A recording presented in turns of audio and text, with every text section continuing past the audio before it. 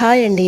నెయ్యి ఇలాగా చేసాల్లో పోసుకున్నప్పుడు మొత్తం అయిపోయిన తర్వాత అడుగు భాగాన కొంచెం అయితే ఉంటుంది కదండి. చేసాల్లో మనం కరిగి పెట్టుకోలేం కదండి. ఇలాగా అన్నం వండుకునేటప్పుడు అన్నం గిన్నె మీద ఇలా వేడి చేసుకుంటే చక్కగా నెయ్యి అనేది కరుగుతుంది.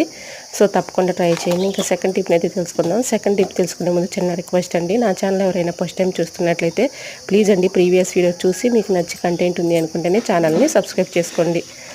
ఏదైనా ఒక బౌల్ తీసుకొని దాంట్లో కొంచెం సాల్ట్ అలానే కొంచెం షాంపూ వేసుకోవాలండి. ఈ షాంపూ అయినా పర్లేదు.